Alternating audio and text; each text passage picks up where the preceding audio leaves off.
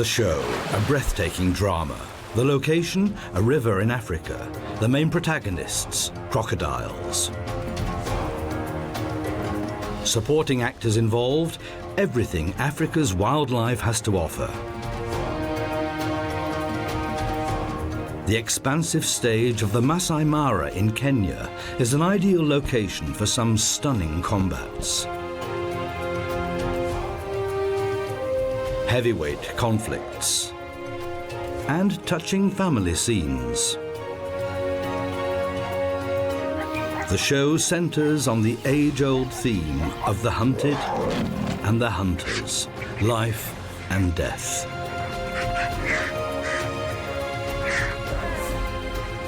But none of the other protagonists can match this one, the killer that comes out of the water.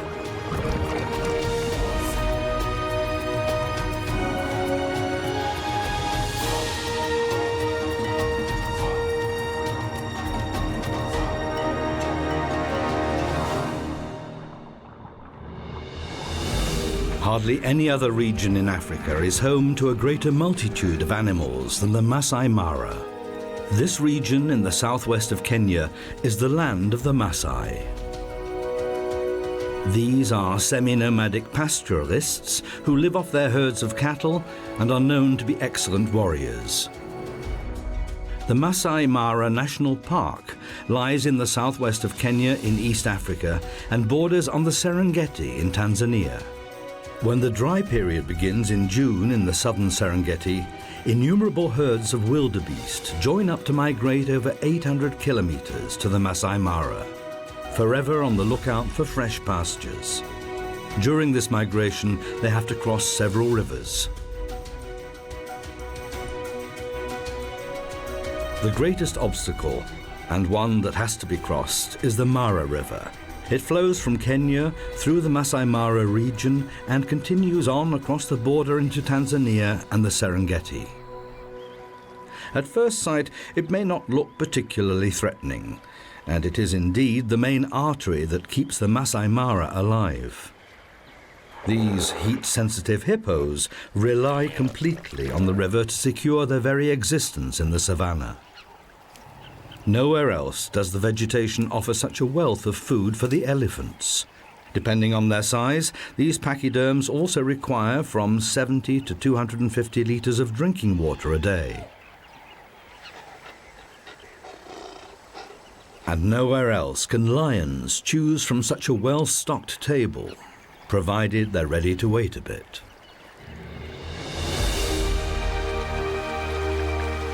The Mara River is the only river in this region that carries water all year round.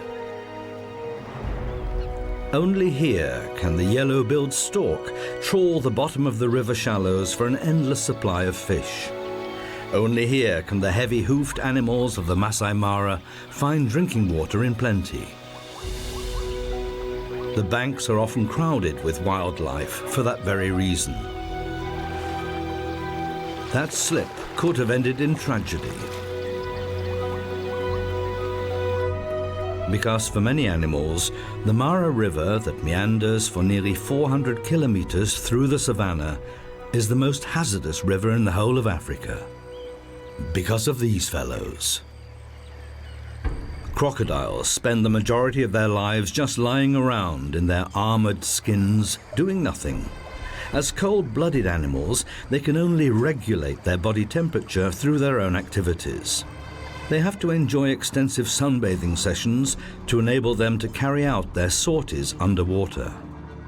The webs between their toes on the rear feet help them to swim.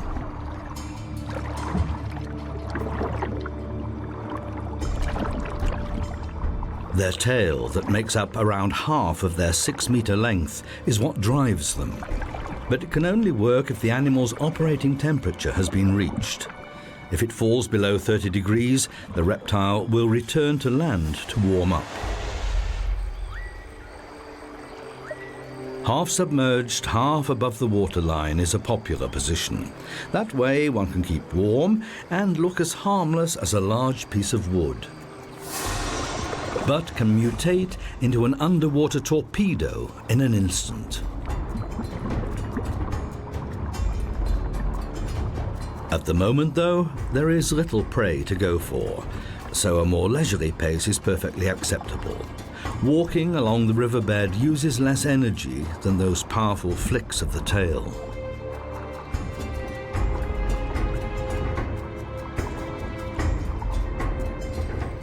What looks like boredom-induced yawning is in fact temperature regulation. By opening its mouth, the reptile prevents its brain overheating. If it's still too hot, it moves into the water. A lunchtime doze underwater is only possible for a crocodile if the water is very warm. The geographical range of their existence is restricted to tropical and subtropical regions. They can't afford to waste too much energy. Most of the time throughout the year, they just wait, ready to attack with their fearsome jaws containing more than 70 teeth.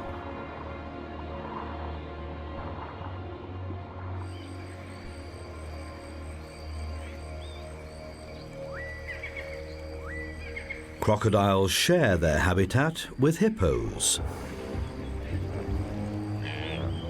In the Maasai Mara, there are especially large numbers of hippos. These socially orientated animals form small herds of up to 30 individuals. Underwater, these heavyweights even look elegant thanks to the buoyancy effect of the water. Rather than actually swimming, they tend to walk underwater. They spend most of the day in the water because their sensitive skin would crack in the intense summer heat. They can stay underwater for up to 5 minutes before they have to come up again for air.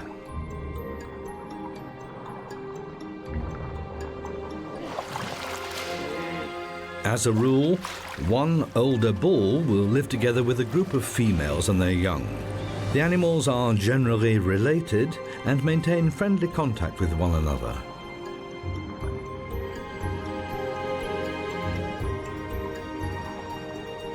As long as there is sufficient water in the river, there are no grounds for rivalry.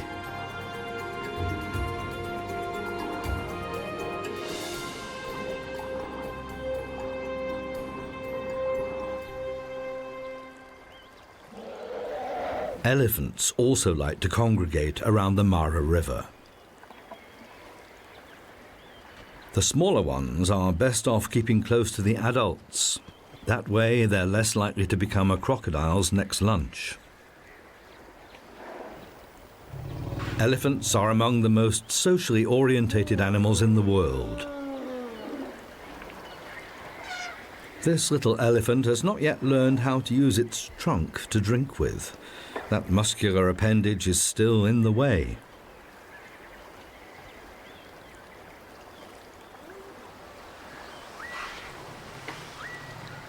It takes a while for baby elephants to learn what useful tools their trunks are. The older adults can use their muscular trunks as a most versatile multi-tool. During mealtimes, it fulfills both the grab and the cutlery functions. This little one can't start learning a moment too soon, even if it is kept fed by its mother's milk for many months.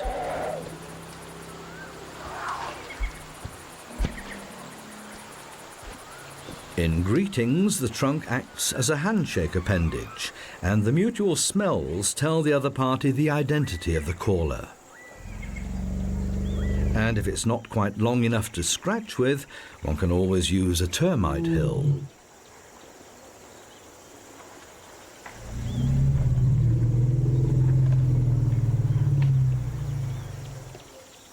This mother cheetah and her 3 almost fully grown young and 2 younger males have made their way down to the river. The brothers share the remains of the gazelle they caught.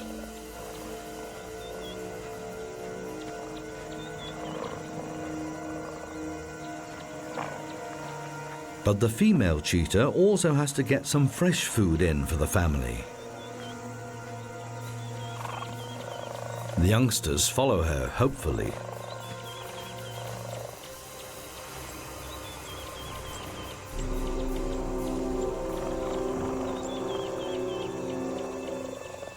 The brothers are so involved that they don't even notice the family. This one has been distracted. One youngster has discovered the hidden camera. But the mother has her sights on something else. What is that thing that neither runs away nor attacks?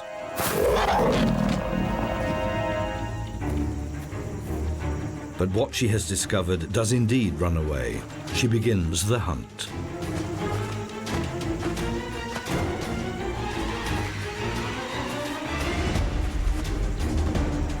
A hare can accelerate up to 70 kilometers an hour, but the cheetah is even faster. This big cat can even reach speeds of 100 kilometers an hour over short distances.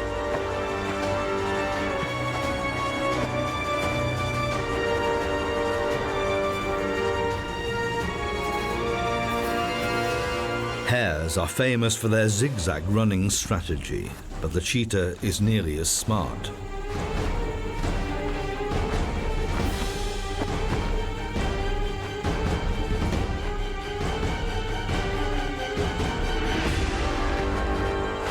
The big cat's strategy is to cause the prey to trip up with a carefully aimed hit of the paw. And yet,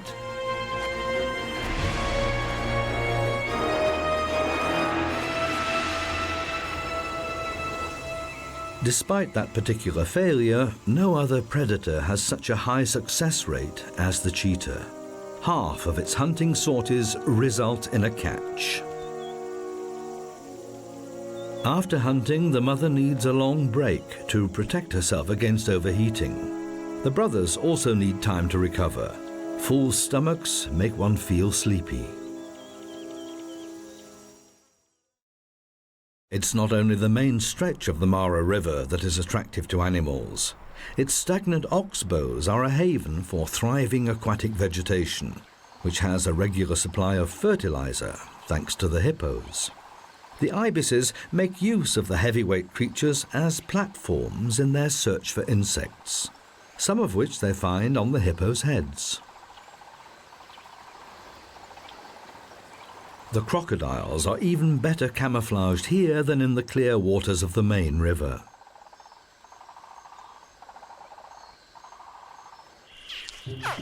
Out on an inaccessible sand spit, the next generation is making its first moves. The female will have laid the eggs here 3 months ago in a nest made of sand and vegetation residues. The brooding temperature determines the sex of the young ones. In Nile crocodiles, the young will only be male if the eggs are maintained at a temperature of 32 to 35 degrees. Above or below that temperature range, the young will be female. The calls they produce while still inside the eggs appear to stimulate the brood. They all hatch at the same time. Hardly have they left their nest when they are approached by a cavernous mouth.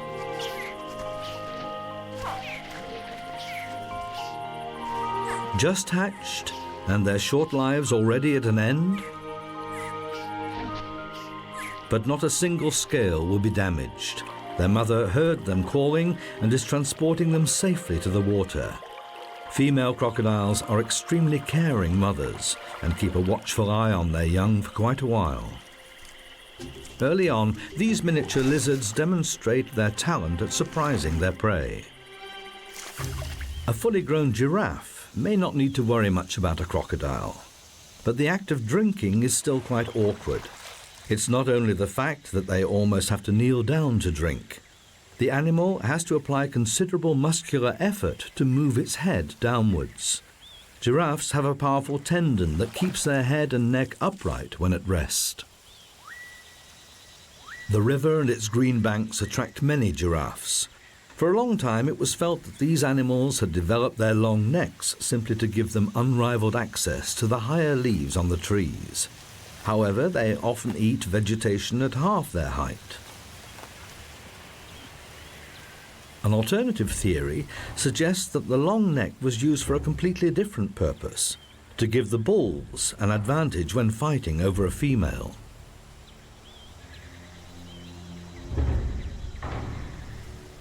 These two young bulls are merely practicing. They're gauging their strikes very carefully.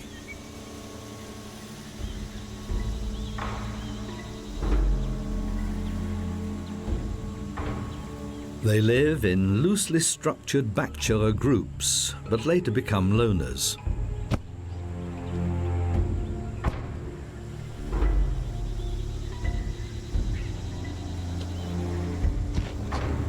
If they then meet a rival during the mating period, there will be no consideration for the other.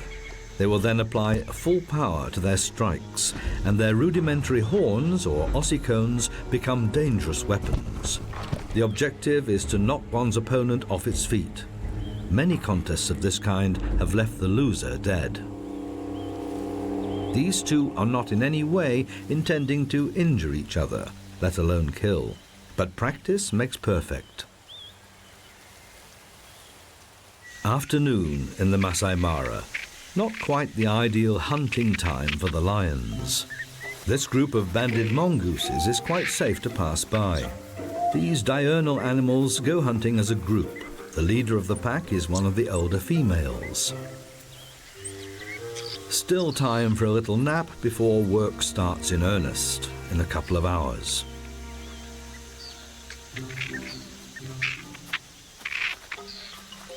The mongooses scour the terrain for beetles, larvae, and other insects.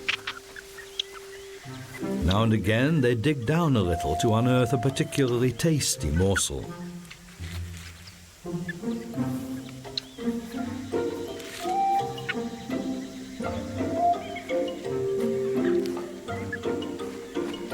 Even if they go out as a group, each mongoose searches for itself. Occasionally, a mother and her young will dig together, but normally mongooses hunt individually for food.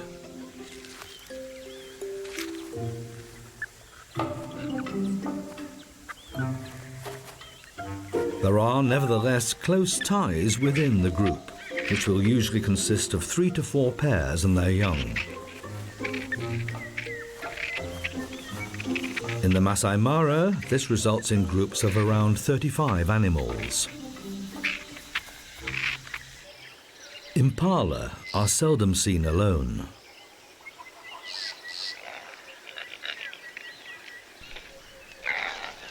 This very young male is still allowed to be in the herd.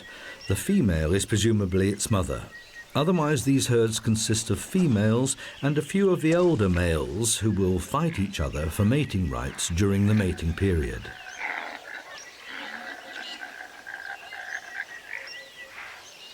The dominant male will change from time to time at the top of the field. Outside the mating period, they graze peacefully together. In contrast to the wildebeest and zebras, impalas do not migrate outside the national park, so the lions have always got a steady source of food. That's an important point because lions, in contrast to crocodiles, can't go without fresh food for long periods, especially when they have young. They may not be babies anymore, but they're not able to hunt for themselves and rely completely on the adults.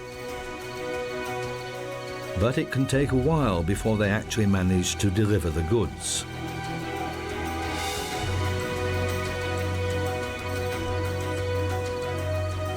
Lions are the only big cats that form a pride and maintain close social contacts. By contrast, the hippopotamus morphs every evening from socially orientated family member to lone individual, each grazing on its own. The hippos have to graze at night, unlike the diurnal zebras. Hippos would not survive extended grazing periods in the blazing sun.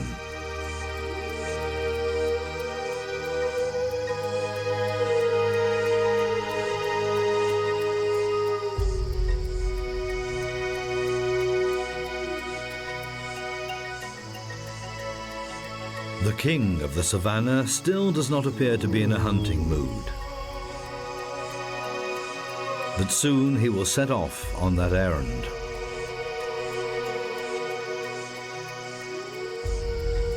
The animals in the Masai Mara have to be constantly on the lookout.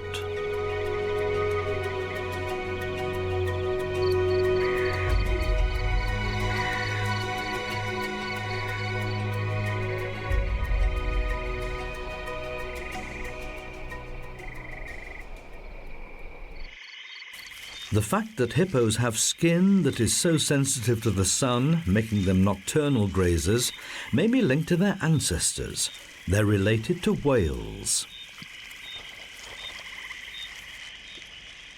These massive creatures need not fear the dark. They have no predators.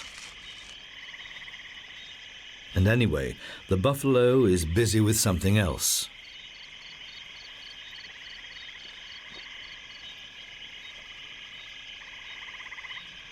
It's in particular the smaller hunters, like the mongooses, that rely on the cover of darkness. The hippo has to devour at least 40 kilograms of vegetation every night, which only accounts for 1 to 1.5% of its body weight.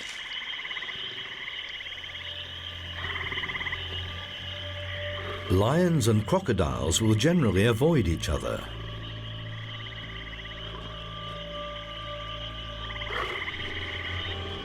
Generally. Lions will indeed protect their young or their dinner carcasses against crocodiles, but don't normally consider them to be prey. Perhaps these lions were just after an adrenaline kick.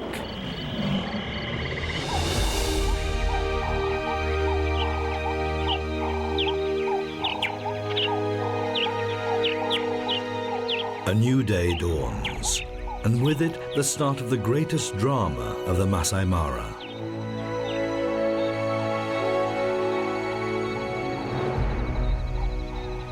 The first wildebeest reached the river region.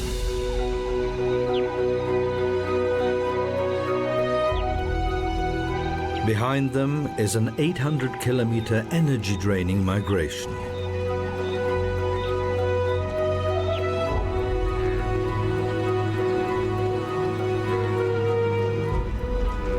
It's far greener here than in the overgrazed Serengeti.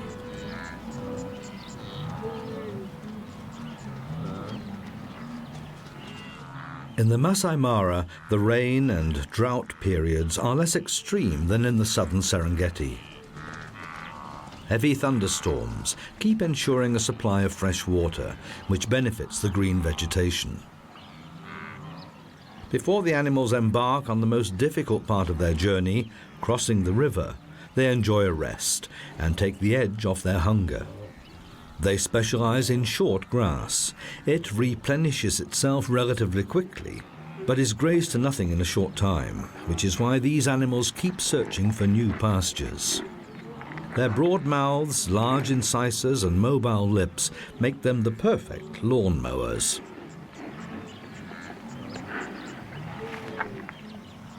For some, though, the luscious green came too late, and it doesn't take long before they're discovered.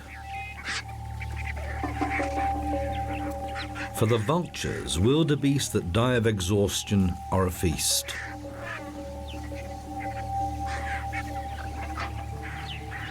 Ruppel's vultures specialize in large carrion, such as wildebeest. The marabou may be larger than them, but the vulture's sharp curved beaks are far superior, both as meat cutting tools and weapons.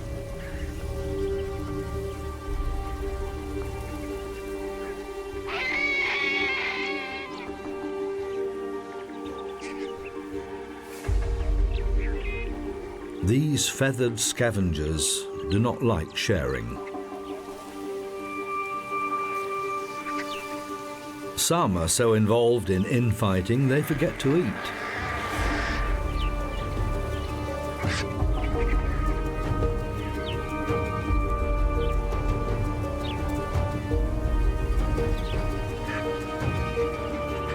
But these quarrelsome creatures provide an important service to the Masai Mara. By stripping carcasses, often right down to the bare bones, they prevent the spread of epidemic diseases.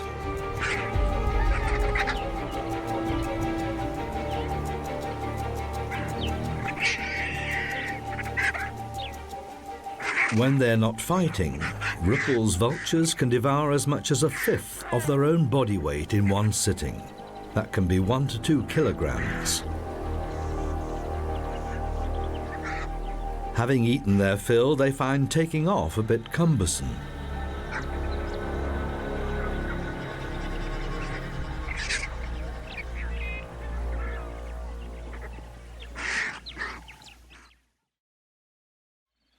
Together with the first wildebeest, we see many zebras arriving in the Maasai Mara. Zebras eat the longer, tougher grass, which opens up the way for the wildebeest to get to the shorter grass that's rich in nutrients.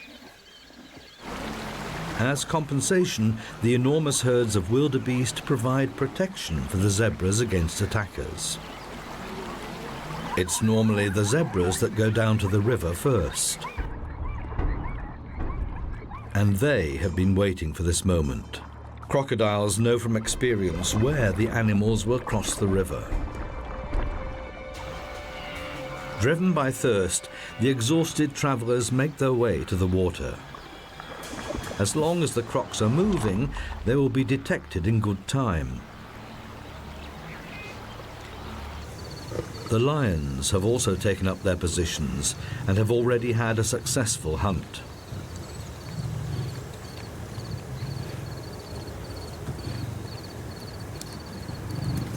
But it's not enough for the full pride.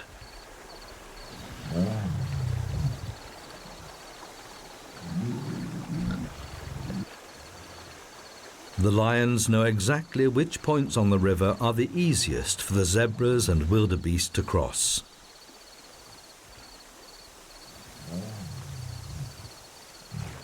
While some of the lionesses keep a watchful eye on the young, others are closely watching out for the arrivals by the river.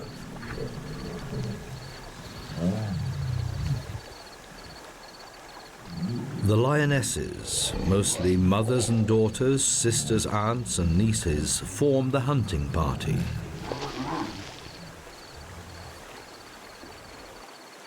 Crocodiles may not be quite as social, but later they will need each other as well.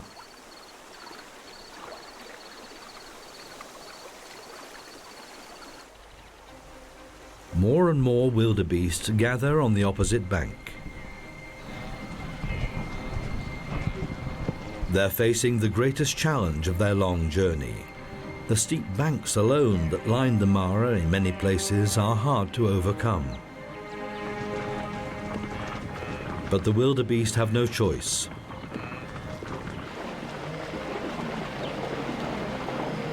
Down by the river, the life-saving herd becomes a liability.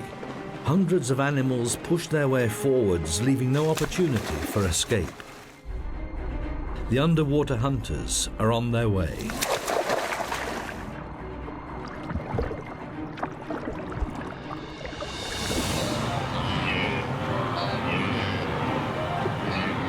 There is simply no end to this sumptuous meal. The wildebeest are well aware of the dangers, but they have to get through.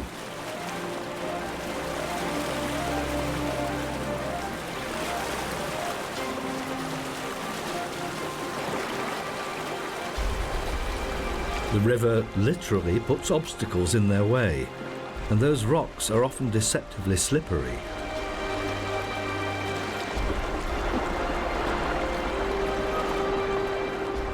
Once the first animals have dared to enter the water, there's nowhere to go but forward. The crocodiles try to attack the open flanks. If they get too close to the thick of it, they're at risk themselves.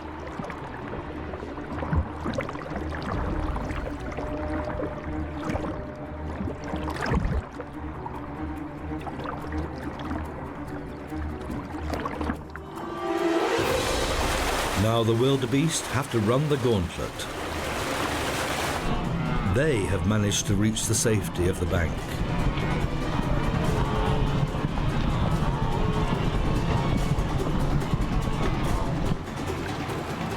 But some didn't make it. The wildebeest summon their last reserves of strength. Their ability to leap is their only chance. The safety of the individual lies in the sheer mass of the herd.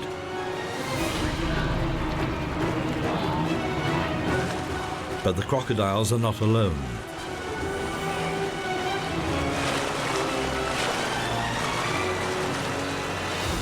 Once one of them has grabbed a wildebeest, it attempts to drag it underwater. The other crocodiles will help.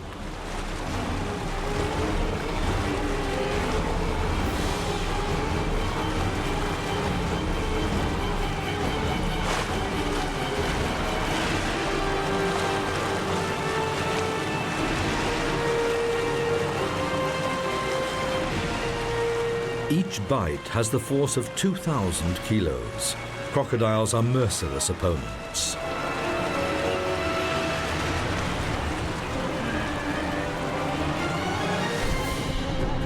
And the animals that pass the first hurdle are faced with the next ambush. The lion attempts to immobilize the wildebeest by biting into its throat.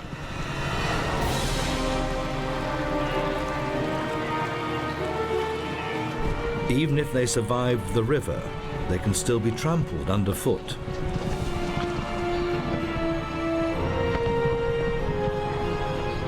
The youngest wildebeest, born only a few months before in the Serengeti, are experiencing this terrifying migration for the first time. They need to get back up to strength. But the trek must go on. Driven on by the stressful experience, the animals quickly take control of their new terrain.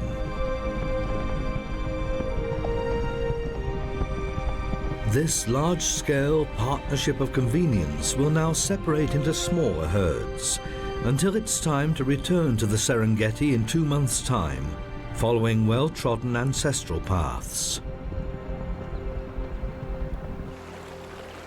The Battle of the Mara is over for the time being, and the vultures will finish what the crocodiles could not.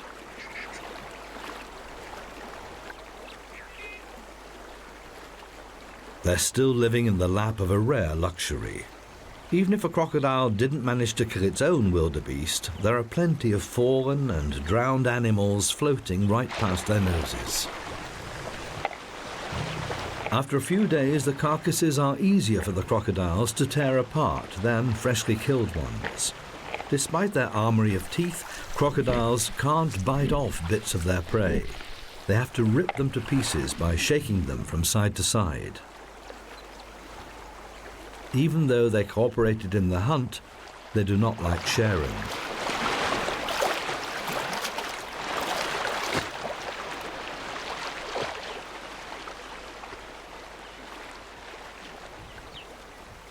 For the lions, the riverside hunt is now over. But the pride had a successful hunting trip. There's plenty for everyone, and even the chance for the youngsters to practice dismembering the kill.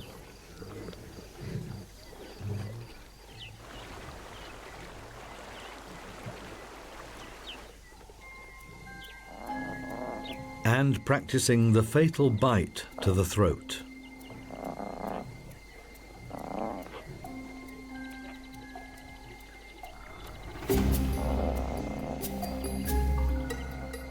For the youngest, it's all just a game.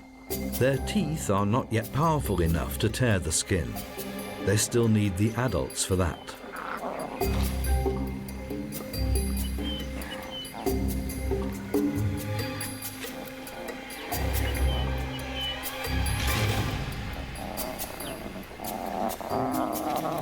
A full stomach feels good.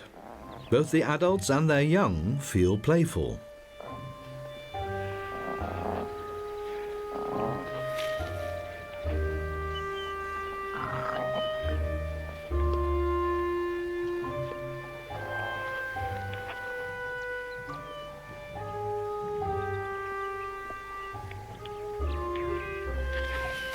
But this unconcerned rollicking can't last long.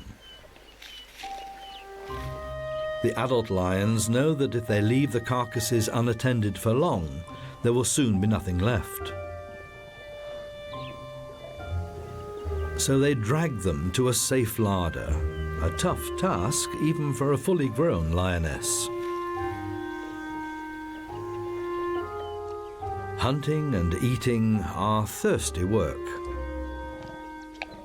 Lions do not scoop up water with their tongues. The rough surface of the tongue binds the drops of water, and that causes a pillar of water to follow through the adhesive action between the water molecules.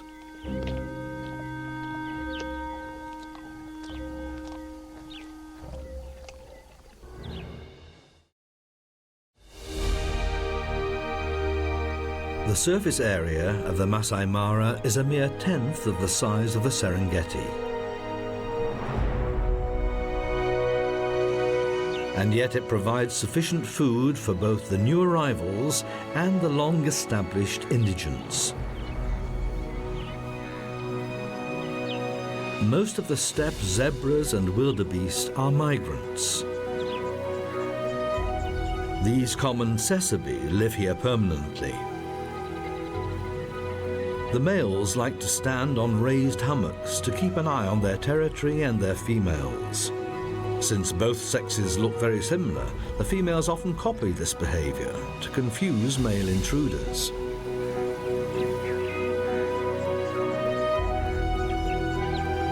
Giraffes have an even better view of the surroundings, which is why zebras like to stay close to the giraffes.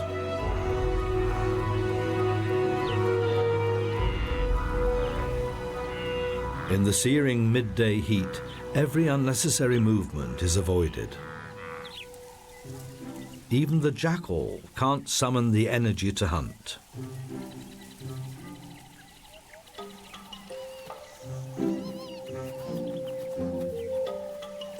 The hyenas are no different.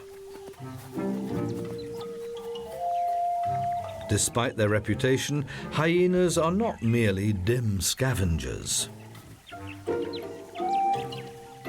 These youngsters will grow up into skilled hunters, capable of attacking even large hoofed animals such as wildebeest or zebras, individually or as a pack.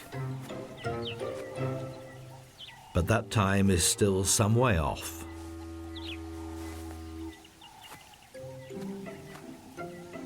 Mother hyenas suckle their young for a year, longer than most other hunters.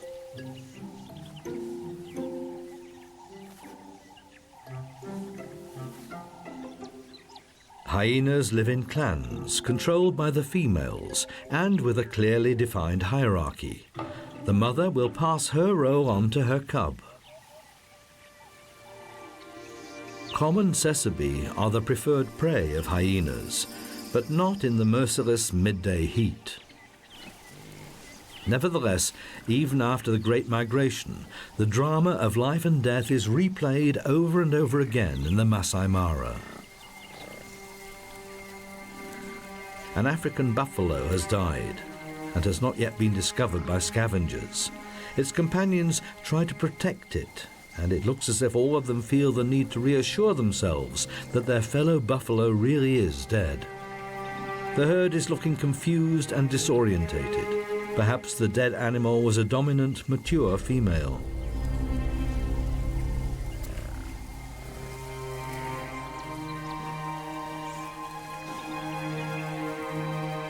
Related cows form a group with a very strict hierarchy. If a high-ranking animal dies, the herd first has to reorganize itself. The saddle-billed stork is also a carrion eater, but has to wait until others have ripped open the carcass. The young tawny eagle is much better equipped.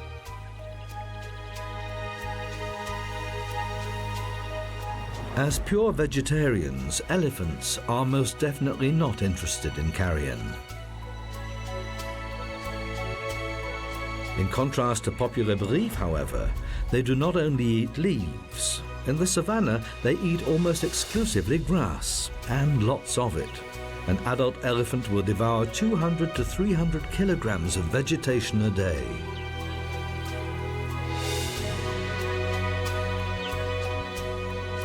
They eat for as much as 17 hours a day, but this does not stop them having a little tiff.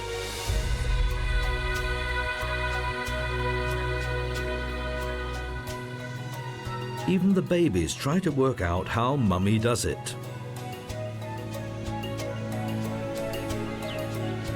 But this little one has chosen the wrong place.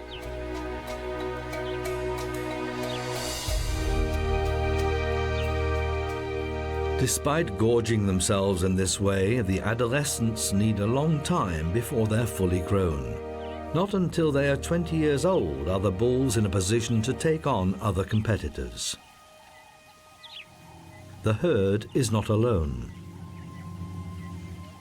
The rare hook-lipped rhinoceros is known to be one of the most dangerous animals in Africa. This herd of elephants is relatively vulnerable because of the young calves. They're not able to run away very fast.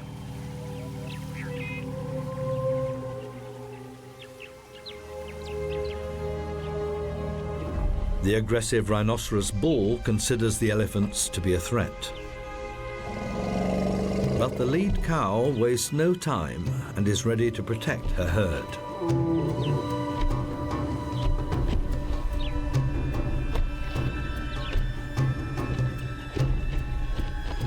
Even a rhinoceros is unlikely to take on a 3-ton heavyweight.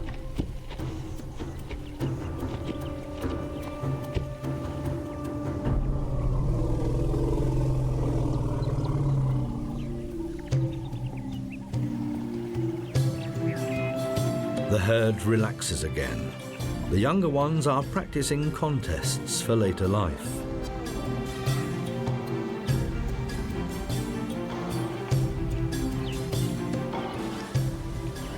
But they're back in someone's sights again. The cows remain unperturbed. The young are safe as long as they are close.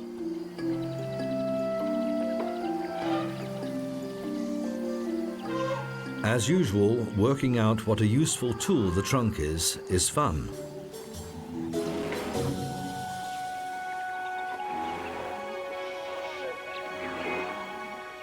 However peaceful the scene may appear to be, the elephants face an uncertain future. Poachers are still keen on killing these majestic animals for their tusks. Every year, the population of African elephants drops by 8%.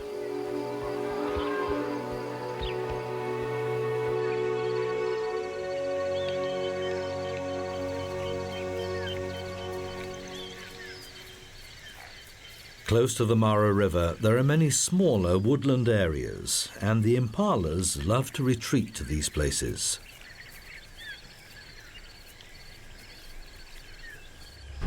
One story higher up, an Anubis baboon keeps a watchful eye. On the ground, its fellow baboons are searching for titbits. The baboons dig in the ground for insects and roots. To be able to ride piggyback, an infant has to be at least 6 weeks old. Until then, the babies cling to their mother's furry underbelly. And once they are a year old, they have to fend for themselves.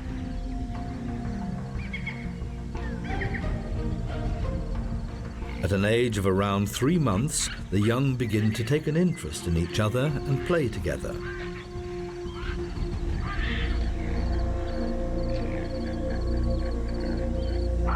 The watchman issues a warning.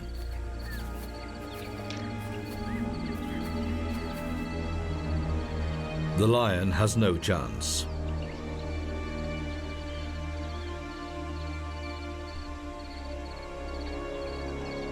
The strong males hold their posts until the danger has passed, ready at a moment's notice to attack if their harem is jeopardized. He is a far more dangerous risk for the baboons. Leopards attack from an ambush. The martial eagle has already found its prey.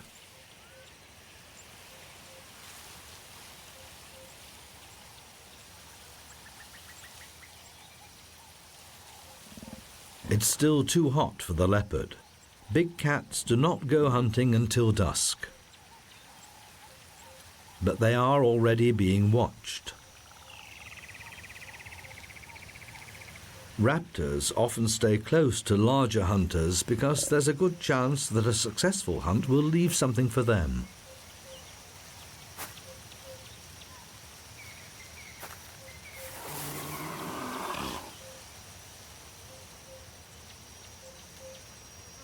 But it's looking as if they will have to wait a bit.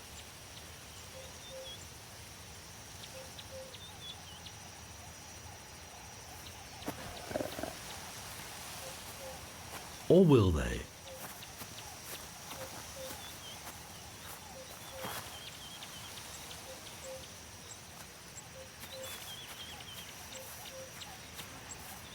No, this leopard has a rather different aim. He uses a secretion from an anal gland to mark out his territory. The powerful smell is a clear warning to rivals. Keep your distance. The black-backed jackals did not want to wait any longer. But they're having a tough time keeping those annoying vultures at bay.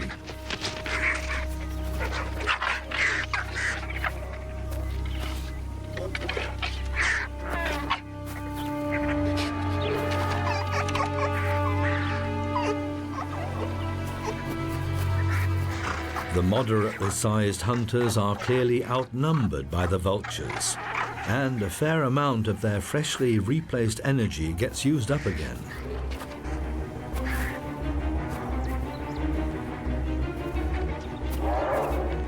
Even a successful hunt in the Masai Mara does not mean that the spoils are all one's own.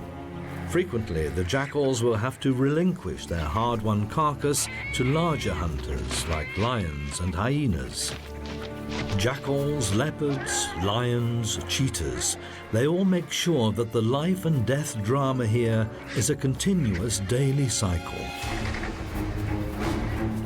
Each of them has its own way to play the game, and each produces a slightly different, often unexpected result.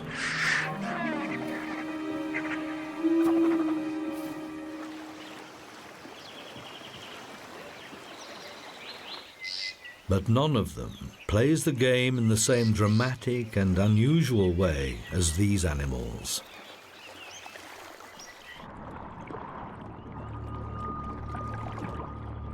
They're waiting for the day when, once again, they play the leading role in the greatest drama of the Masai Mara.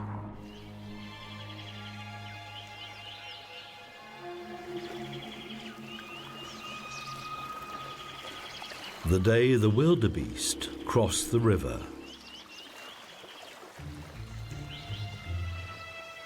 Until that day, there will always be more modest roles to play.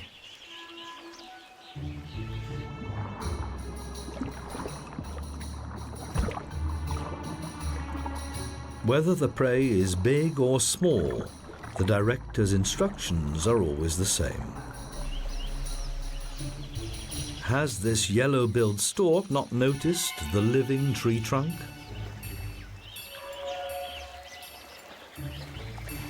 Or is that tree trunk still full up from its last wildebeest supper?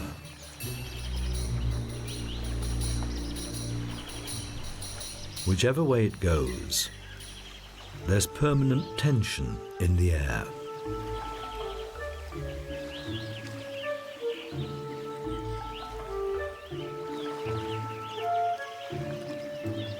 And whatever happens,